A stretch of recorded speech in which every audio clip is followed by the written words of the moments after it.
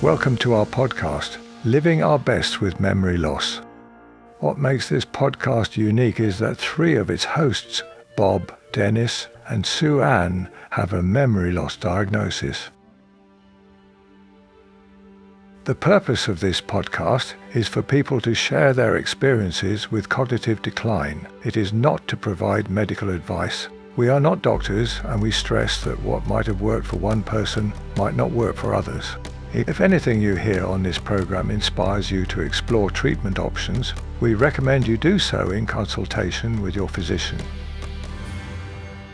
Hi, and welcome back to another episode of Living Our Best with Memory Loss. Today, our special guest is Dr. Ryan Worley, and we discovered him on Instagram a long time ago, and honestly can't believe he accepted our invitation to be here today. You need to check him out on Instagram. Here's what you'll see. Your brain and nervous system have tons of pathways working together to keep you balanced and functioning. When one of those pathways gets off track or becomes dysfunctional, it can lead to symptoms. I'm sure we all know someone who can't seem to walk in a straight line. It looks kind of funny, but this might be a sign of a vestibular problem. Let me guess, your vestibular therapist told you that we need to keep doing what makes you sick until it doesn't anymore. That's called habituation, and it's probably the reason why you're still not feeling well. And you can find Dr. Ryan at Neurobalance Solutions if you go to Instagram. So Dr. Ryan Worley is a chiropractic functional neurologist. His practice in Utah is called Neurobalance Solutions, and he is so gracious to join us here today. Dr. Ryan, thank you so much for being here. Thanks for having me. Well, you're so welcome. What actually is a chiropractic functional neurologist? So basically, a chiropractic functional neurologist, it is a mouthful. Basically, what we do is we work with the brain. So we do basically specific exercises, and there's a bunch of different ways that you can practice this, but we do specific exercises to stimulate different pathways, neural pathways that are dysfunctional and bring those back online. So it's creating balance within the brain. And a lot of times, when we age, or when it comes to concussions or even like viruses, something like vascular issues, and we'll talk more about this, but basically those can create damage to these different neural pathways. Think of it like roads essentially. Okay, you have roads that have a bunch of potholes and it's out of commission. We can't go on that road. Basically what we do is we bring that back online with specific exercises. Sometimes we use something called like photobiomodulation, which is like light therapy. We might do stimulation therapy, like with vibration. There's just so many different ways that you can practice this functional neurology. And it's amazing because it actually gets to the root cause of things.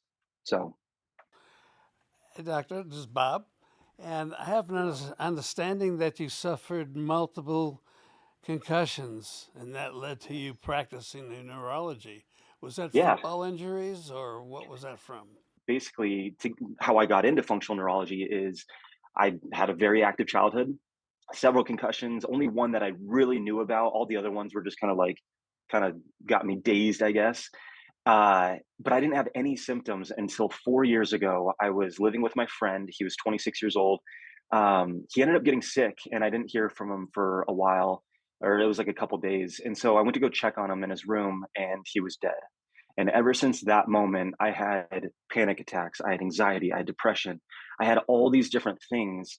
And I tried everything natural that I could. I tried uh, talk therapy, I tried meditation, I tried positive affirmations. I would literally look at myself and smile in the mirror and say, "You are happy, you are okay, you are safe." None of that worked completely. It worked a little bit, but not completely. And it wasn't until I fixed my own brain that I realized that that moment didn't cause any lesions in my brain or anything like that. It revealed and made me hyper aware of all the dysfunctions that I had. So once I actually fixed those dysfunctions, that's when those symptoms went away.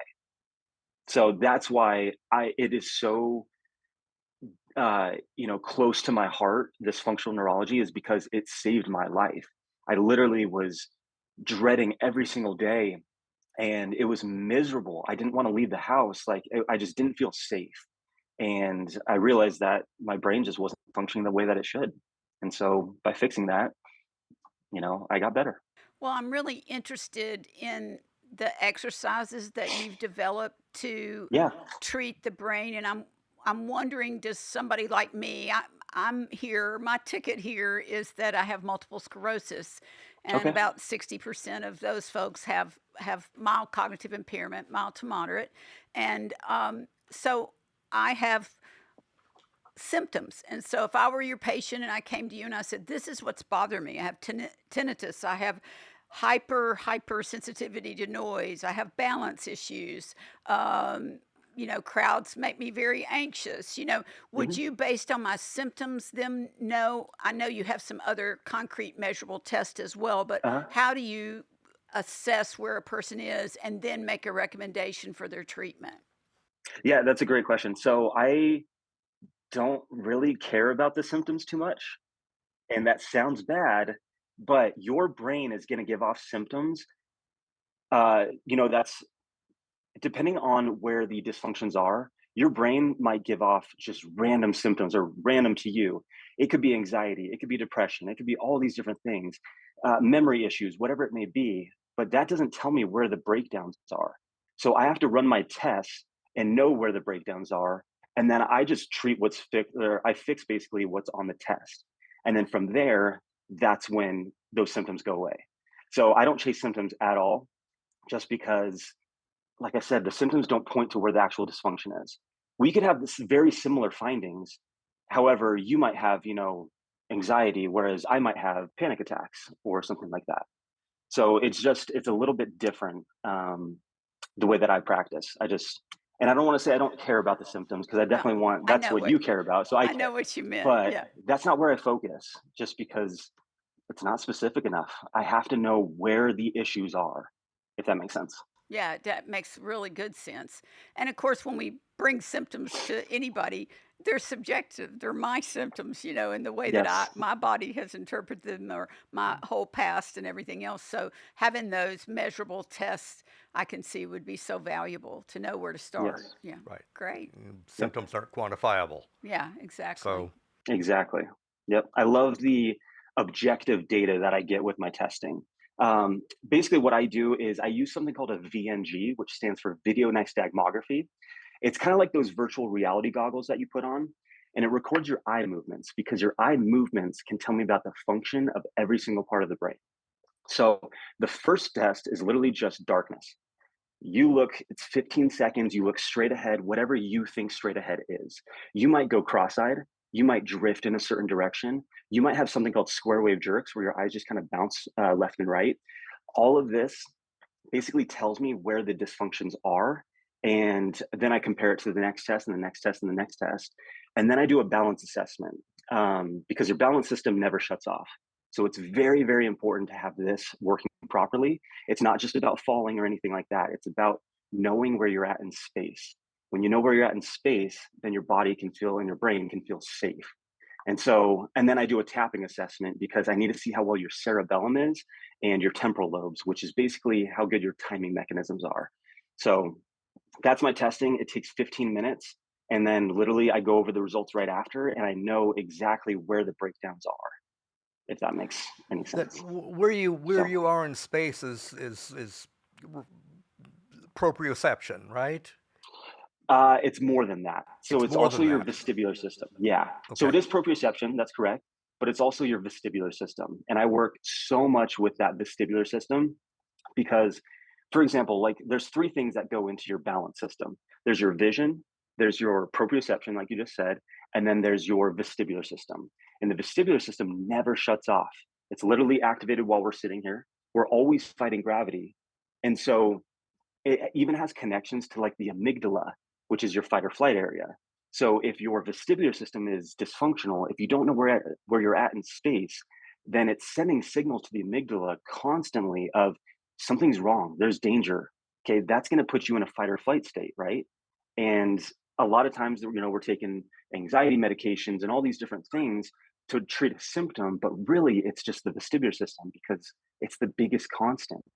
It's just you're stuck in this fight or flight. And most people, they just try to do, like, vagus nerve stimulation, for example, or, something to try to push the parasympathetic nervous system, that rest and digest, to help you calm down. But your foot's still on that gas pedal. We don't want to just keep pumping the brakes. We want to find out, why is your foot down on that gas pedal? So What is the connection between the vestibular system and the symptoms that we all encounter with memory loss, with our particular diagnoses, with whether it's frontal temporal or Alzheimer's or That's a great question, disease? but I've got to ask you. I think we should define what is the vestibular system. I don't know if folks understand vestibular system and the cerebellum mhm, that contribute to memory loss. Can you define yeah, those first? Yeah. Because I'm lost. absolutely. Okay. So the vestibular system is actually located just on the other side of our eardrum. Okay, so it's basically this little apparatus is kind of what they call it, and it's comprised of semicircular canals.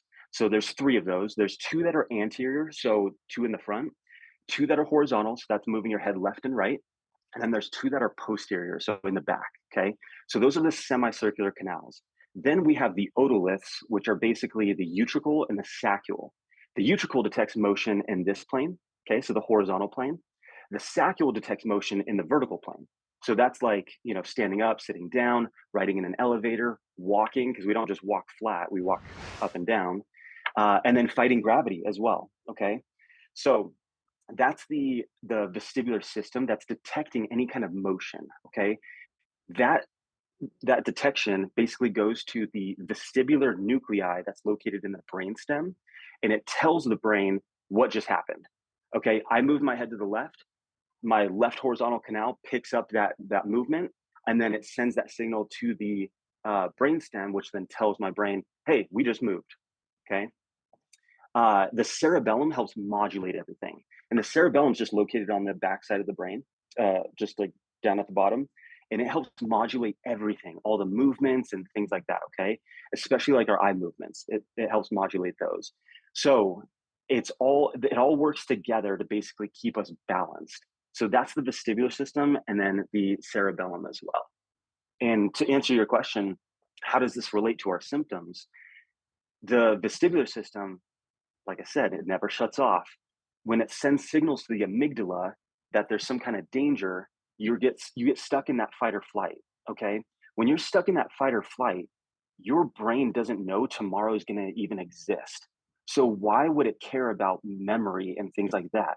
If it actually it cares about the memory if it thinks that it's going to keep you alive. All right, because that's what's kind of state you're in. But when it comes to, like, memory, like my grandkid's birthday or something like that, your brain doesn't care about that. You're stuck in that fight or flight, and it just needs to try to keep you alive, essentially. And when your brain is working harder, then there's more plaques, there's more damage that's happening. You're using up more dopamine, you're using up more serotonin, because dopamine and serotonin help modulate everything. And so if you're depleting your brain of all that kind of stuff, then you're going to start getting the symptoms. And it's like you're making enough, you're just spending too much. It's kind of like you're making enough money, but your bills are just way too high. So we got to make sure that your brain is functioning the way that it should. And that way, these resources, the dopamine and the serotonin, the ATP, can actually be essentially working, towards what it actually needs to. So I you're hope that saying makes that you sense. can rehabilitate your brain?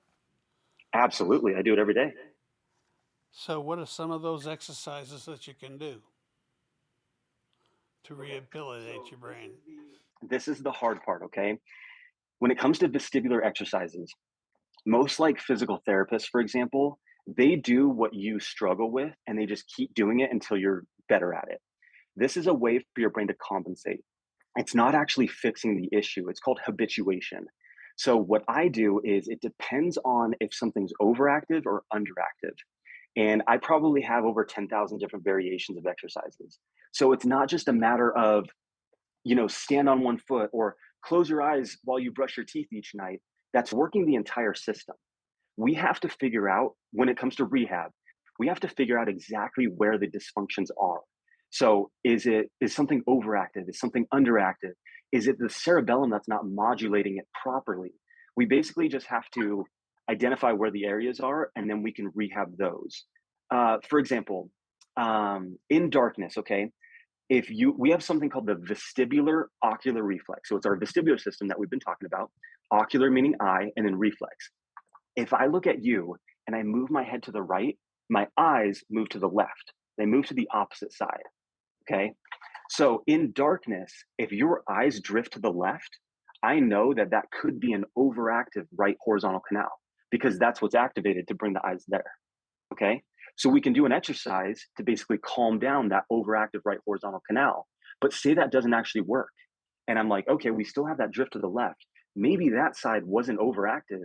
Maybe the left side is underactive. Then I can do an exercise to ramp up the left side. And then boom, now the eyes are center.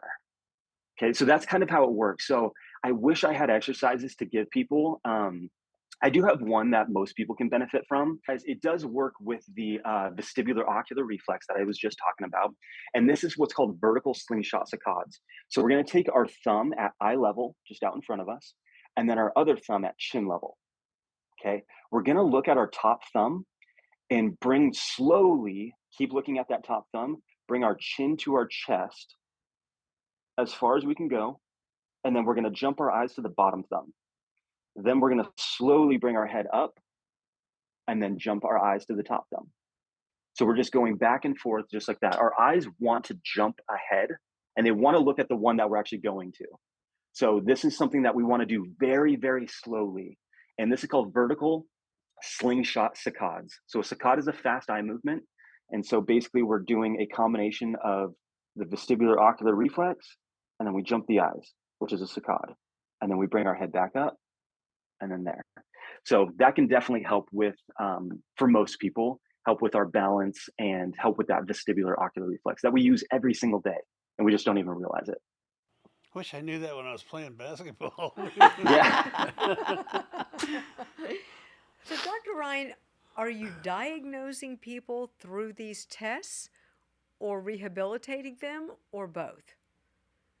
Meaning, in order to find out, if I came to you and said I'm having memory loss or I'm shuffling when I walk, or if I give you some of my symptoms, are you able to do that through those various exercises? The diagnoses, honestly, like I said, I don't care about those. Those put you in a box. I don't want to be placed in a box. Same thing when it comes to stroke. I don't care where your stroke was. I don't care if it was a middle cerebral artery stroke affecting the left side. I'm going to do my testing and figure out what's broken and what's not. And everybody's brain map is a little bit different. So when it comes to strokes, for example, your just because that artery supplies this area doesn't mean that for you that's where the issue is. So I don't want to be placed in a box. I want to fix what's broken and then your symptoms will get better. I love this approach. It's really interesting. I love it.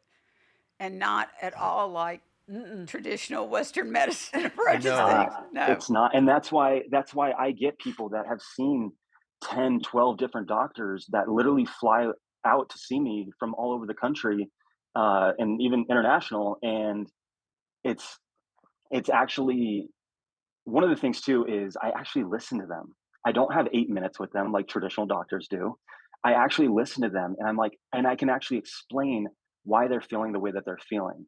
For example, people all the time message me and they're just like, I had an MRI and a CT and all the blood work and it came back clear. I'm like, hey, those don't show the function of the brain. My testing does. So those show a snapshot and cool. When those are clear, I love that because we ruled out, tumors and all those kind of things. And I know that that's not the issue. It's a functional issue, and we can fix that. So, Dr. Ryan, when I went to your Instagram one day, Bob and I both took your Stroop test. Oh, did you? Okay.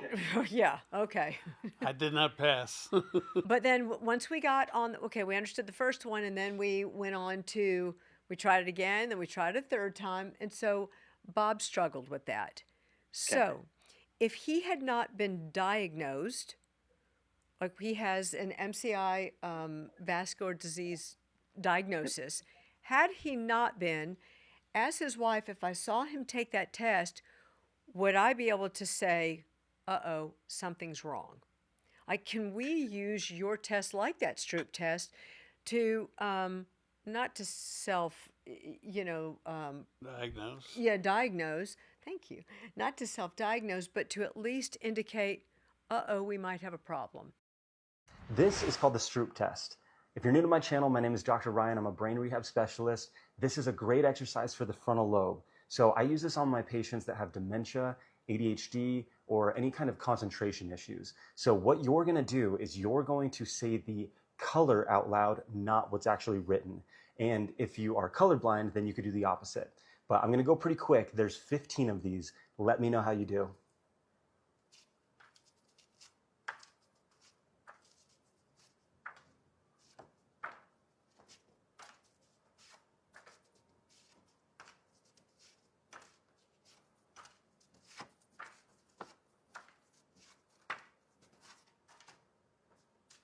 How'd you do? Let me know in the comments. I see things like that as a weak brain area. So like ADHD, OCD, things like that, those are just weak brain areas. It's kind of like having like weak biceps. Okay, let's work it out. Like we don't need to identify with this and live with this the rest of our life. We can actually, change it. And so tests like that I'll use very rarely. I usually don't use it too often in practice. It's more of like a fun, Instagram game. But things like that, if I did use that in practice, we're basically trying to strengthen that frontal lobe. So those go, no go exercises. Okay, so that could be if we kept doing that and Bob kept taking that Stroop Yep. test, could he improve? Absolutely. Yeah, absolutely. And I would do a bunch of different tests as well, not just that one, because some studies show that you're really only improving at that task. However, I know that it's actually strengthening that brain area as well. So the frontal lobe. So you can actually transition that into other things as well. Yes, you're going to get better at that task, but it will help with a few other things as well. That requires the frontal lobe. Similar to like the shoot the bunny test.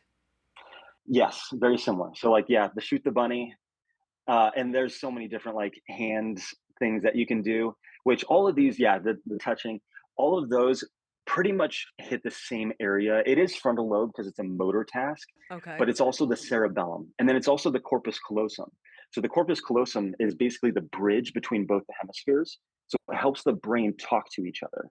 So when you're doing bilateral, so both hands, things like that, or like the shoot the bunny, those all work both hemispheres and then both sides of the cerebellum. And especially what's called the dentate nucleus of the cerebellum with the fingers and the hands, which helps with like our focus and our attention and like our thinking and things like that. So these are always great to try to learn because it can help in those areas that basically diminish as we age. And that's why I think it's so important that if folks can't come out and see you, like we're across the country from you, you need to go to Yep. Instagram and check you out because that's where we discovered you and thought it was. You want to explain what shoot the bunny test is, just in case they don't know what it is? Sure, yeah. So you're going to take these two fingers and then you're going to take a gun or your pointer. Okay. Pointer.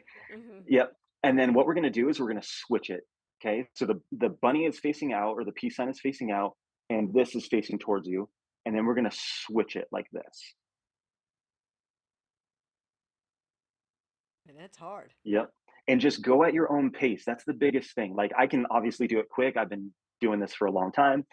But in the beginning, I want you to really think struggling. about slowly doing it. And even like be like, okay, this now needs to be a peace sign. Okay, now this needs to be the pointer. So this is the frontal lobe, okay, which definitely gets, weaker as we age. And then this is all the cerebellum, which helps modulate everything. But it's also working the corpus callosum. So it's getting both sides of our brain to work together.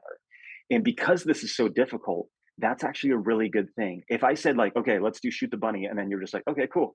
And you were able to do it, I'd be like, okay, that's not a great exercise because you can already do it. The learning of the exercise is actually what's the best for the brain. So most people that get these kind of exercises that I give, they struggle in the beginning, and that's actually a good thing. When your brain can't do something, it sends an error basically to that brain or to that area of the brain. And then it's like, I need to get better at this. Why am I so bad? And it brings all the reinforcements to that area of the brain to ramp that up.